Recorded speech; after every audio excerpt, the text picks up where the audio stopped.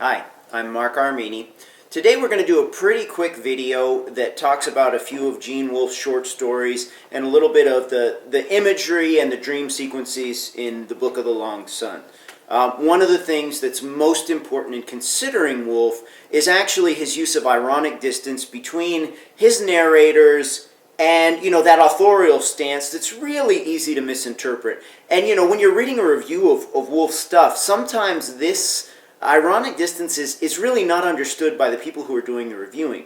So I wanted to give a very specific example of this. One of his stories, which appears in the collection Starwater Strains, In Glory Like Their Star, involves kind of this advanced alien civilization that sends a scout down to the planet Earth, which they consider primitive. And I wanted to read one of the reviews of this story. And this is what the reviewer had to say. Gabby, materialistic yet primitive humans idolize a visiting humanoid alien, but their simplicity and relentlessness drive the benevolent being away. And when you actually read this story, since it is from the viewpoint of this visiting alien, perhaps you could take that reading away from it. But when you look at what's actually happening in the story, this is one of Wolfe's most bloated windbag narrators ever. He's arrogant and idiotic. When he comes down, he's sent to scout the desert. He starts doing all these stupid things. He goes around in circles on his little scout, right? He gets lost in the desert for day after day, and he hits a rock, and he finally, ruins his vehicle. And his navigator is still working. He just doesn't know how to use it.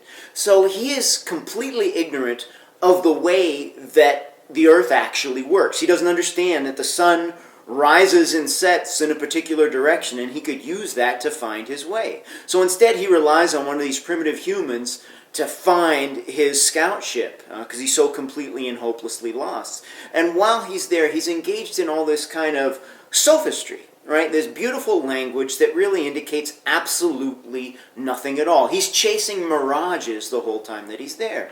And later, he takes off and then he returns to the planet with others. And they're kind of, the primitive humans are preparing a feast for him. And they're imploring him to do things for them, like, be kind to us, right? And destroy our enemies. And he's thinking, well, they should be kind to one another. And maybe it's just easier to destroy the people right here than to do them a favor and take care of their tribe. So really, he's not benevolent at all. He's actually kind of an idiot. And he promises this guy who helps him eternal life. And he can't deliver on it. So when he realizes that he can't, he just takes off, right? And burns up the guy in the exhaust of his spaceship as he returns to the mothership. And then they return later to be idolized to some degree. But it seems like as he's telling the story, the human beings actually understand this guy's kind of an idiot, right? They're telling him, no, knowledge is something that you use. That's why you have this spaceship and all these artifacts of technology. He's saying, oh, no, knowledge is only for the transformation inside yourself. So this distance between what the narrator's saying and what Wolfe is trying to prove, that an advanced civilization can be stupid, that these people think they're so sophisticated, when in actuality, these aliens are really nothing at all. This guy can't even figure out the way that the sun works, right? He thinks every day that his vehicle is positioned in an opposite direction. He has no understanding of basic dimensions. But then he's capable of these abstract thoughts that are pretty much useless. Another example of this occurs in Full Moon City, an anthology about werewolf fiction. Werewolf fiction does tend to have a special place in Wolfe's heart because, he is a symbolist, and there is kind of that marriage of his name to the topic. In Innocent, you have a lycanthropic narrator who is in prison supposedly for being a child molester. And while he's there, he keeps talking to a priest about how he's actually innocent, right? He had no intention of hurting this young girl. He was actually trying to save her, and he would never have harmed her. But underneath this is the whole idea that he is monstrous, right? He's going to eat her. He's going to put her in his little factory storage facility and, eat the meat while he can. That's what he's interested in. And he makes these claims that you'd have done it too, Father, if you were there. Things like this. And the title is innocent, but, when you read this, clearly there's no real way to say that this narrator is innocent. But he does make efforts to say, oh, really, look at my poor upbringing. I never had money for a car. I never did this. I didn't want to keep that car that I stole because stealing's wrong. And he has no real knowledge that these murders that he's committing, where he follows his nature, are evil. This young girl named Nancy gives him a chocolate bar, and it makes him almost sick when he's a child. And one of the subtexts is, she's his first female victim. He comes back, and she's so sweet, much sweeter than that chocolate bar that she tried to give him. So her little kindness to him is not rewarded in any way. So, one of the conversations that we have is, well, does this narrator have any free will? Is he just a victim of his nature? He's left out and abandoned, and nobody wants him when he goes from foster home to foster home. But at the same time, he is a monster. And I think, when you talk about the moral debate here, what Wolfe is really doing is the same irony that he had in Glory Like Their Star.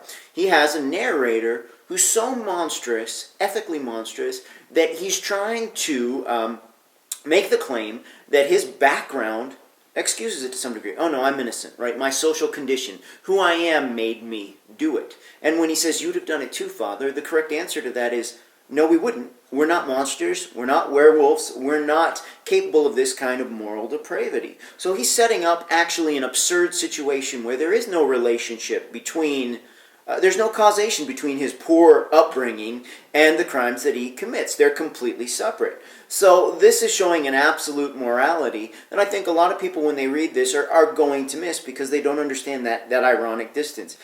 It's not a justification of his innocence. Really, it's setting up the absurdity that someone can sit there and do these horrific and monstrous things and still claim to be innocent because of societal conditions. And he's also showing how this character still has some knowledge of good and evil. Another text that is so complicated as to be almost impossible to get to the bottom of is Seven American Nights, one of Wolfe's greatest novellas. And in this one, it's complicated by several layers of narrative uncertainty. You have a detective who's been hired to find this missing narrator. Right? You have a machine that is capable of copying source documents and imitating them. Right? And you also have a hallucinogenic drug that affects the narrator's perception. So you have three layers where it's difficult to get to the bottom of who is actually writing it at which point. And then you count up the nights and you're like, wait a minute, there's only 6 nights depicted here. Has he excised some portion of the journal? What actually has happened?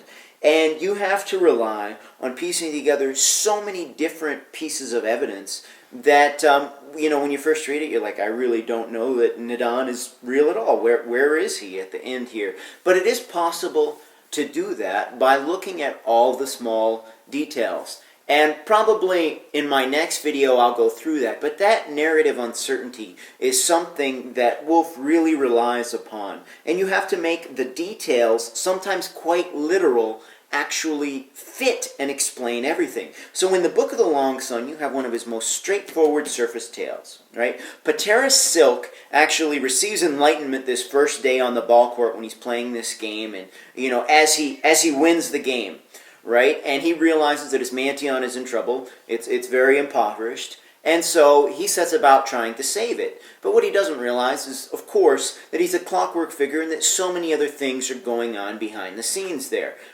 So this kind of crime lord Blood has bought the Mantion in some degree to get vengeance for his implied mother, Maytera Rose there, right? Who is one of these nun-like older women there who's really scornful of Patera Silk, this youthful augur in the district. And he actually decides to go try and rob Blood to some degree, right? He breaks into his house and he's going to threaten him, right? Threaten him to get back the property.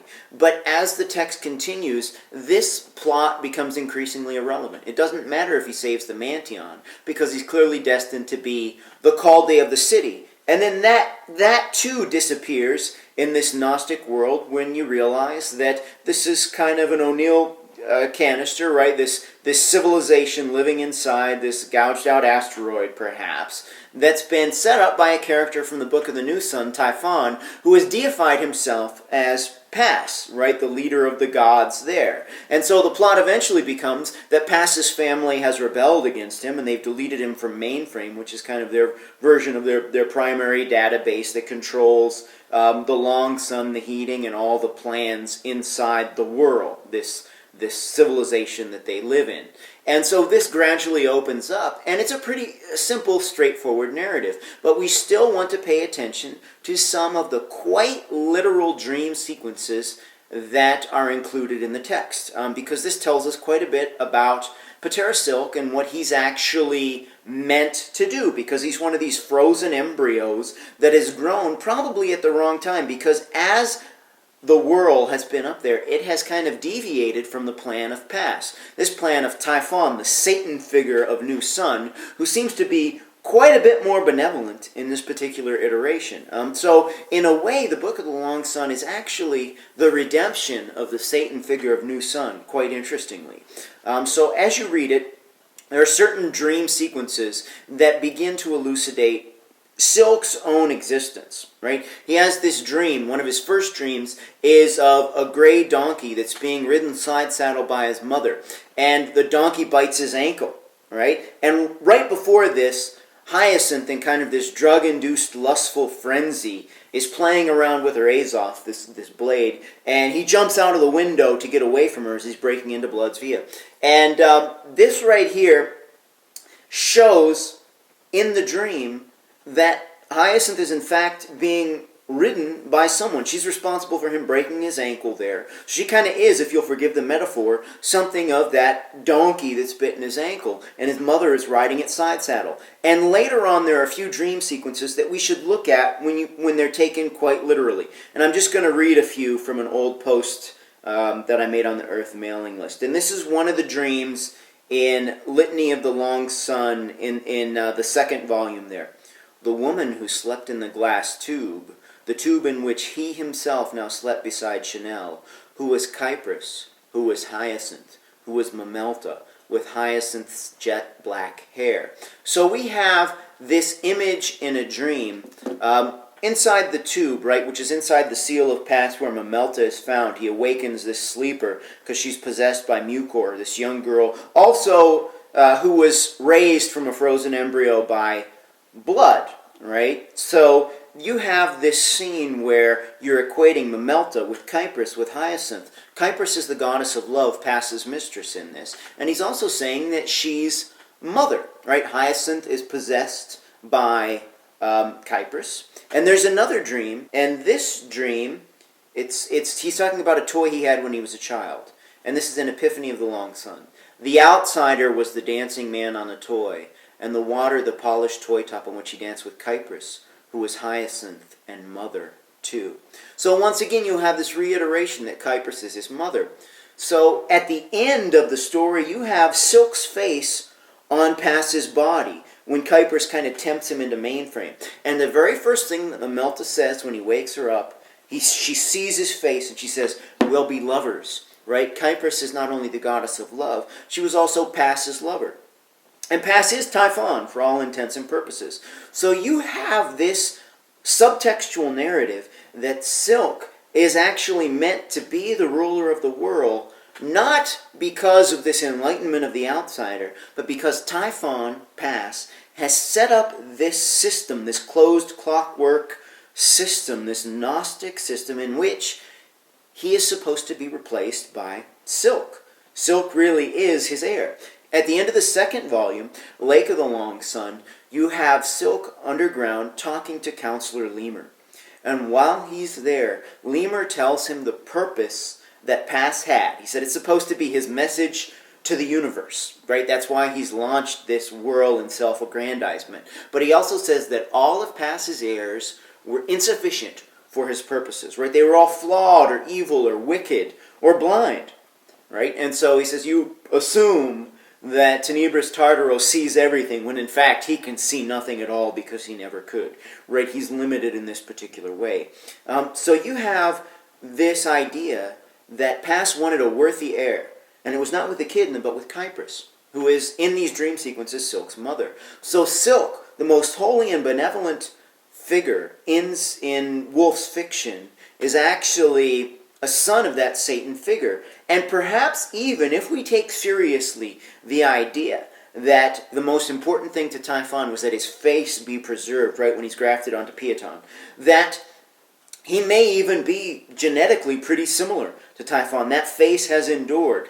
If he's not a clone, then he's enough like his father that his ascension is enough to prompt Kypris to want to be her lover in turn. So you have this recapitulation of the Dorcas scene in New Sun, where he comes across this sleeper, Mamelta, and she's awakened, right? And she says, we'll be lovers. So these themes repeat there. Pa and Ma are Pass and Mamelta to some degree, because Mamelta is equated with Kypris too. So you have this image in Long Sun of the gods in the tunnels, right? These dogs. But if you take Wolfe quite literally, it seems to be that perhaps Typhon has planned for the future, to seed his family into the future, and so he's placed some of them behind this seal. Now, they have been tampered with, right? Their memories there, perhaps to be downloaded by the perfect version. But Mamelta, too, seems to be intended to be some form of Kypris, and she has those blue eyes that only a few characters in Viron have, such as Silk and Kypris herself, right? Mamelta, Kypris, and Silk all have these blue eyes. So we can kind of pinpoint the idea that Silk was intended to be this heir, right? This heir of Typhon that he wanted. And next time we'll talk a little bit about why, in fact, Typhon launched this world. Because not only was it his message to the universe, it was also something to save humanity. Right? And so we'll talk about that in the Book of the Short Sun next time. Until then, there's one more thing I wanted to mention. I haven't put up these videos very much because I've been engaged in a pretty large writing project, and luckily there's a publisher for it. So the first half of Gene Wolfe's fiction, from 1951 to 1986, I've done a pretty exhaustive, comprehensive analysis of them, and that's going to be published in late June or early July of this year from Castalia House. And the name of that will be Between Light and Shadow. I'm working on the second volume right now, Beyond Time and Memory, and hopefully I'll be able to finish that in the next couple months, maybe, October or so. I'll have that done, and hopefully we'll be able to get that out as well. So I wanted to let you know that if you can't follow the quick discussions that I'm going through here and you need textual support, those books will provide that. So I really appreciate you listening, and hopefully next time we'll be able to discuss Short Sun in greater detail. Have a great day.